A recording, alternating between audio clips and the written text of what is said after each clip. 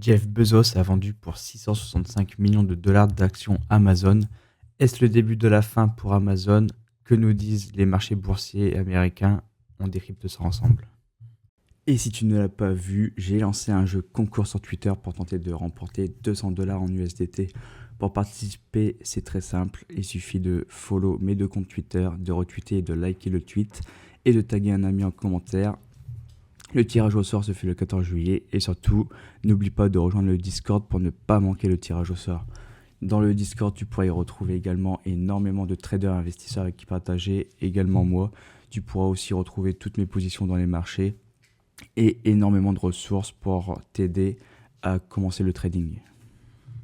Comme je t'en parlais, Jeff Bezos a vendu pour 665 millions de dollars d'actions Amazon, dont 207 millions ce 3 juillet, ainsi que 458 millions pour le 7 juillet, qui en plus de ça s'ajoute à ce qu'il a déjà vendu récemment en fin juin.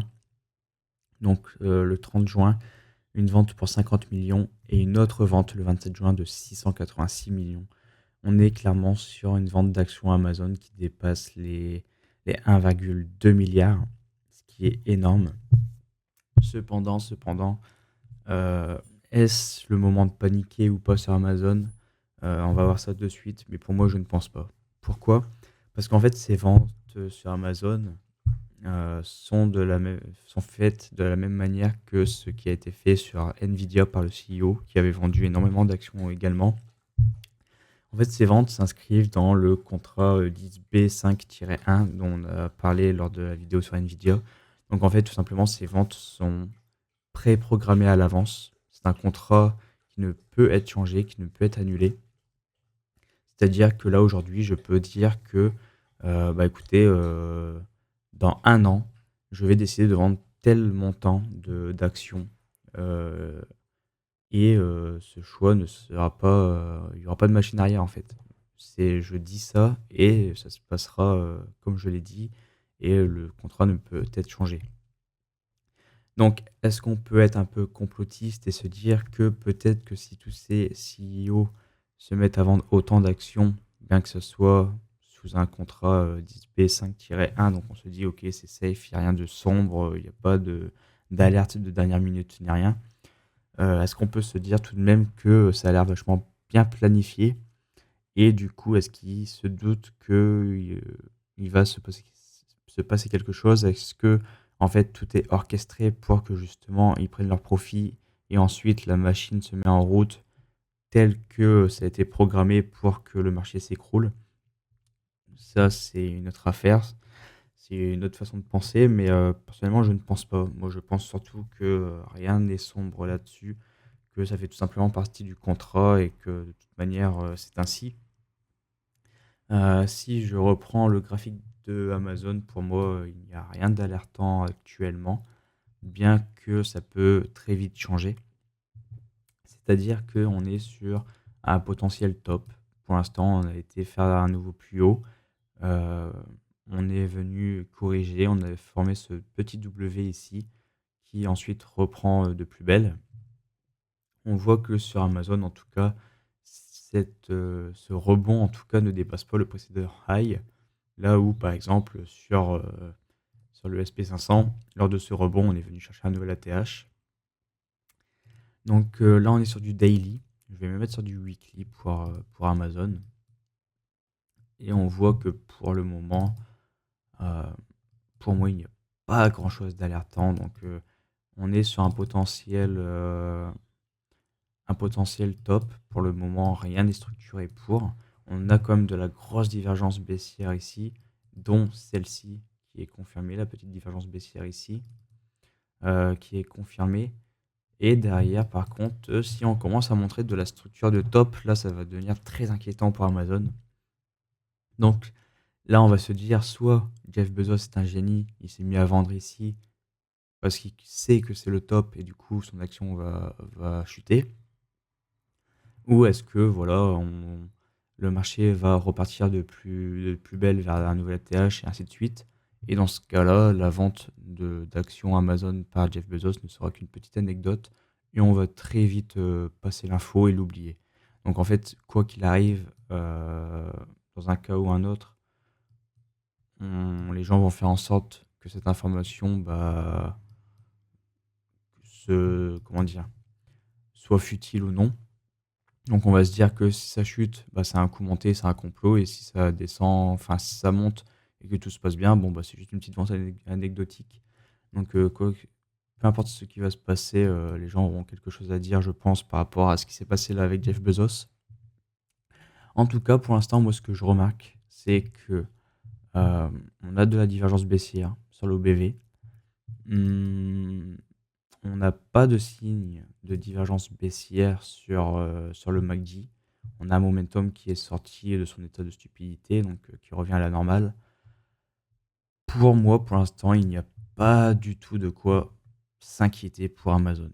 Pour le moment, pour moi, je pense que l'objectif pour Amazon va être d'essayer d'aller chercher un nouvel ATH, de travailler cette zone. On a même ici sur le weekly le potentiel, même si ce n'est pas déjà fait, on a quand même ce golden cross ici, donc qui est quand même bon signe.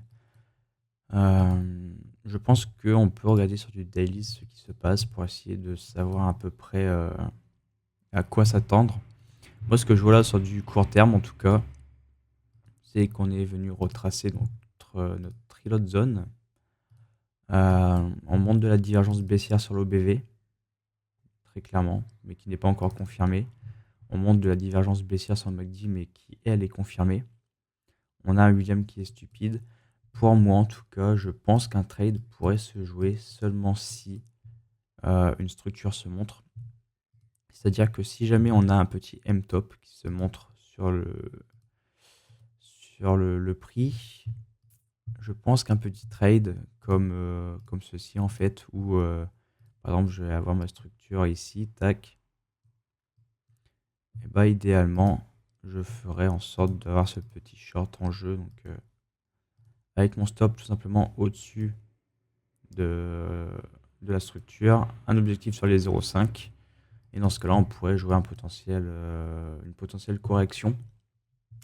Est-ce que cette potentielle correction, si elle arrive, sera le préambule ensuite d'une plus large correction pour mener ce M-top, pour qu'à plus long terme, on ait peut-être la chute, ça, on ne sait pas, on n'est pas dans le futur, on peut pas le prévoir. On fait avec ce qu'on a là actuellement, et là, ce que je vois actuellement, c'est tout simplement un marché qui est dans une belle localisation, qui montre des signes de faiblesse dans ce rebond, et qui pourrait peut-être marquer un top. Et s'il marque un top, alors on a clairement un setup qui pourrait être jouable. Donc voilà, mais sur l'aspect macro, l'aspect vraiment long terme, pour moi, Amazon ne semble pas en difficulté, euh, ne semble pas du tout en danger. On pourrait également jeter un coup d'œil donc là sur FinFees, regarder un peu les chiffres. Est-ce qu'on a par exemple des chiffres qui s'affaiblissent? Ça ne semble pas du tout. On a des ventes qui continuent d'augmenter d'année en année, un bénéfice par action qui reste très propre, qui augmente.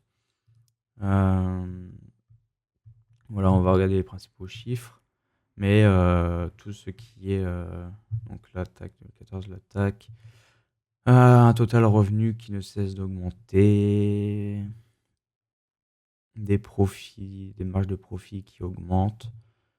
Euh, Moi, je vois rien vraiment de très inquiétant pour Amazon, rien d'alarmant. Pour moi, les chiffres restent bons, la société continue de bien prospérer, continue de sortir des bons chiffres. Donc, moi, je penche plutôt sur le fait que cette vente est plutôt anecdotique. Après, on verra ce qu'on verra. Peut-être que l'accumulation de ces CEO qui vendent un peu partout les plus grosses boîtes sera peut-être un signe. Pour le moment, on ne peut pas savoir tant que justement ce qui doit se passer se passera. Donc, tant que rien ne se passe et qu'on n'est pas dans le futur, ben, on ne pourra pas choisir notre point de vue. Donc voilà pour Amazon. On va faire un petit point également sur les marchés US, donc qui vont peut-être être un peu bousculés, je pense, du fait que Trump a mis ses tarifs douaniers sur le cuivre, que le cuivre a battu une journée historique avec une journée à plus 13%. Donc j'en parle dans une autre vidéo donc, sur Bitcoin, de tout ça, de l'effet avec le cuivre sur l'inflation, tout ça. Et actuellement, donc, on peut potentiellement s'attendre, puisque si vous avez vu la vidéo, que les probabilités pour un cut des taux a fortement baissé pour septembre. Chose qui pourrait ne pas trop plaire peut-être au marché. Et dans ce cas-là, on est peut-être sur une prise de liquidité avec ce nouvel ATH. Est-ce que cet ATH n'était pas un piège justement pour prendre de la liquidité pour ensuite repartir au sud? En tout cas, c'est ce que ça pourrait laisser présager au vu du contexte. Mais si on se réfère tout de même à d'autres éléments comme le baromètre de janvier, etc., euh, on est très loin de vivre une baisse. Donc, je vais faire ça. Ici, on voit qu'on avait eu cette chute, en tout cas sur le SP500, qu'on est venu prendre de la liquidité ici, même au plus bas ici également, qu'on est reparti ensuite plus haut, qu'on a eu une grosse bougie ici acheteuse, donc très bon signe, comme quoi les acheteurs sont présents. On a eu également ce W sur le SPY, donc qui a mené ensuite à ce rebond. Pour moi, cet ATH est tout de même le bon. Je pense pas que Bitcoin, pardon, que le SP500 va ici se mettre à lâcher.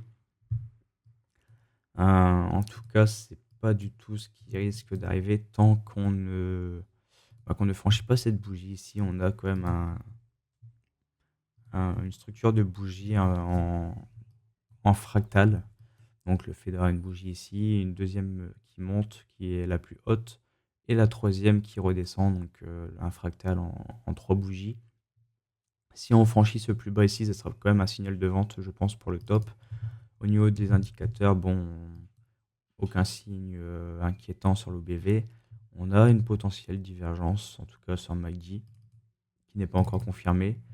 On a, et là, attention, un sacré état d'enfoncement sur William. Donc l'état d'enfoncement à ne pas confondre avec le contexte de surachat, parce qu'on peut être en surachat ici, donc, et le rester très longtemps.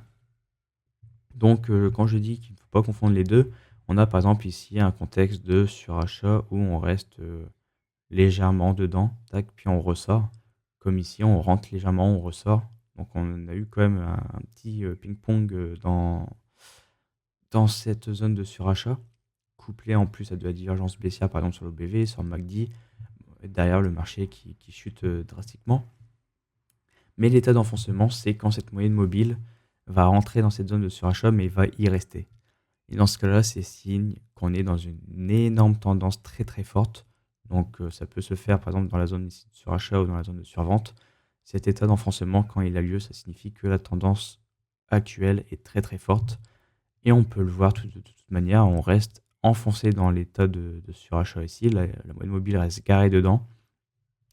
On a eu beau avoir une belle localisation, avoir de la divergence sur MACD, cette moyenne mobile n'est pas sortie de cette zone de surachat.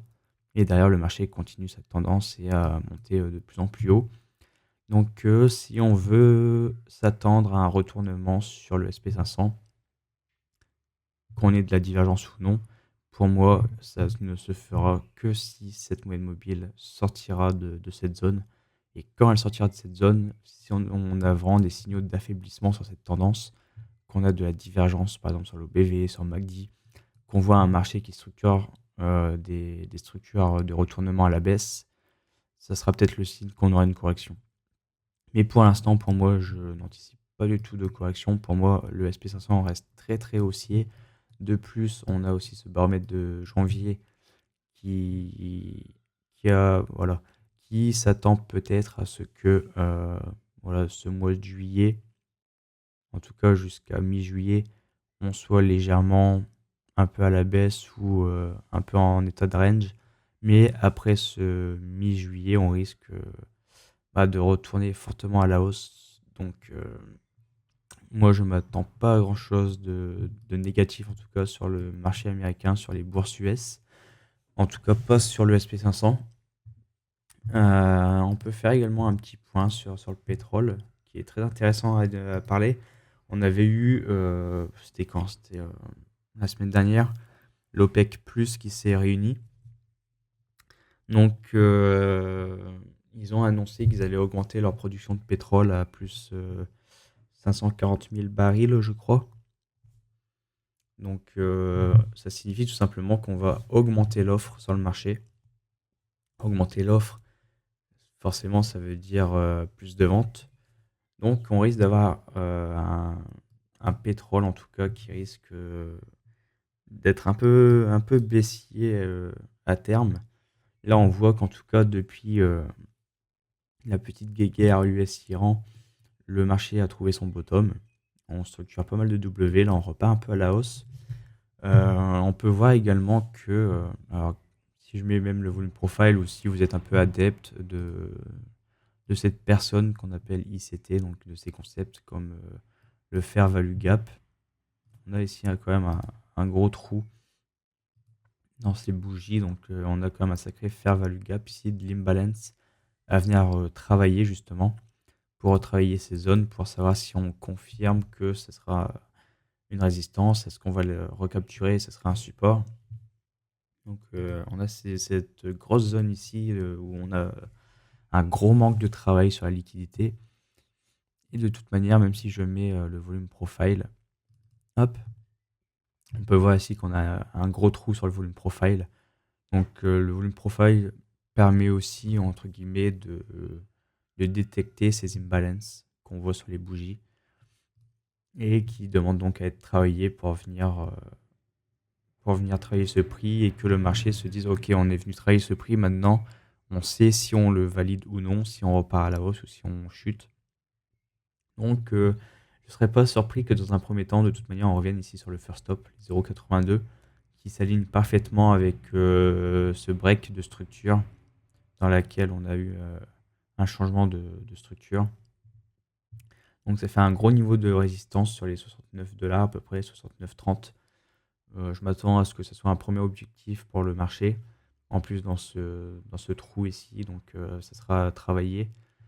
Et idéalement, si je voulais shorter le pétrole, voilà, j'attendrai la reload zone. Et je pense que ça peut être un bon play si on revient dans cette zone, de chercher à shorter le pétrole. Pardon. Étant donné qu'on sait que, en tout cas, on va avoir un afflux d'offres sur le marché.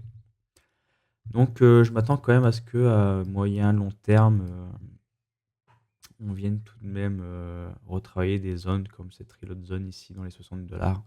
Je ne serais pas du tout surpris que ce pétrole revienne par ici. Je voulais faire un dernier petit point aussi, puisque on parle quand même beaucoup des signes quand même haussiers sur le SP500, sur l'économie, etc. Mais on a aussi un autre signal un peu contradictoire qui peut arriver sur la théorie de Dow. Donc la théorie de Dow, donc, qui est tout simplement on va dire, la comparaison entre les transports et l'industriel. Est-ce que les transports suivent le mouvement des industriels? Donc lorsqu'on voit tout simplement une divergence entre les deux, c'est très mauvais signe pour l'économie américaine.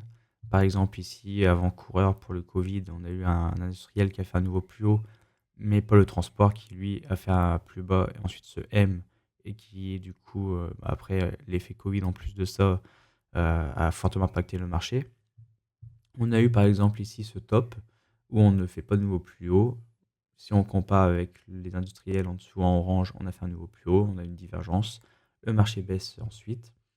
Donc voilà, et ces signaux de divergence sont très très importants sur cette théorie de Dow.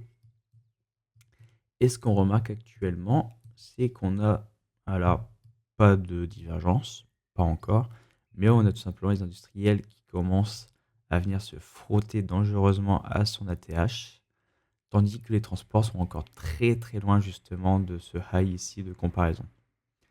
Donc, quand les industriels vont faire ce nouvel ATH, on va être dans une potentielle divergence. Et là, il va falloir être très très prudent et surveiller ce que va faire les transports. Il va falloir à tout prix que les transports réussissent à venir chercher ce précédent high justement pour annuler cette divergence entre l'industriel et les transports, donc pour cette théorie de Dow. Autrement, si on commence vraiment à structurer des petites structures de baisse et même de M sur les deux, euh, avec en plus cette divergence qui se montrerait, ça pourrait être très très mauvais signe pour le marché. Mais voilà, on a quand même des signaux avant-coureurs que le marché pourrait quand même être très haussier pour le reste de l'année. Euh, donc, va falloir surveiller ça. Est-ce que ça sera peut-être un signal avant-coureur pour 2026? 2026, on est là. Est-ce que ça nous laisse le temps, par exemple, de faire un nouvel tâche sur les industriels? Tac, tac, tac. Que les transports, eux, n'arrivent pas à créer de nouveaux plus hauts. On se laisse le temps jusqu'à 2026. Et dans cette zone-là, peut-être chuter. Ça, on verra bien, mais voilà, c'était un petit plus que je voulais ajouter. Donc, on va dire que c'est un petit warning que le marché pourrait nous transmettre d'ici peu si jamais les industriels faisaient un nouvel ATH. Donc voilà pour cette petite vidéo. Donc j'espère que ça vous a plu. Si vous voulez que j'analyse un actif de votre choix, n'hésitez pas à me le dire dans les commentaires. N'oubliez pas non plus de vous abonner, de mettre un petit like, ça me ferait extrêmement plaisir. Allez, ciao.